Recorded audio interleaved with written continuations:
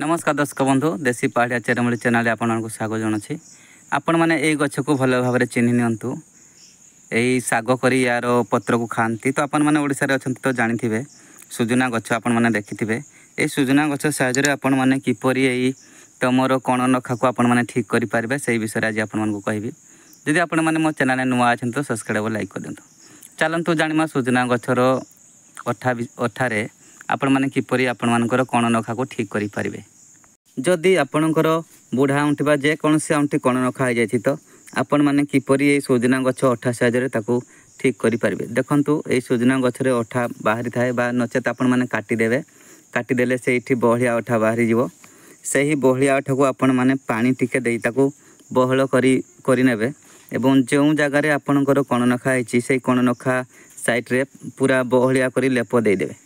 देखिबे तार पूज पानी निगिरी कण नखा ठीक हो जदि आपणकर नख उपुड़ी जाइए तो पुनर्बार नख उठी आसब से भी कण नखा बथा होता ना कहीं तार बथा भी बहुत शीघ्र दूर हो आपण मैंने यही अठा को ट्रायल करेंगे आपण कण नखा साहाय्य कहीं मेडिसिन किणी आनले 50-60 टଙ୍କା 100 टଙ୍କା लगिपे तो आपण मैंने बिना पैसा खर्च कर आपण मैंने यही अठा को ट्रायल करूँ।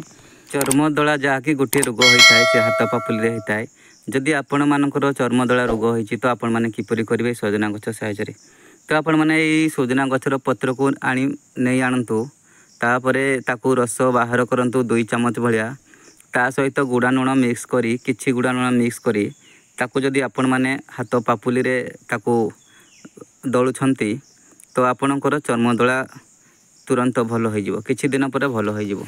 जदि आपको ये जानवा कथा भल लगी सब्सक्राइब और लाइक करदे। आज नमस्कार विदाय दिंतु पुणी देखा आउ को नुआ भिडियो। जय श्री कृष्ण।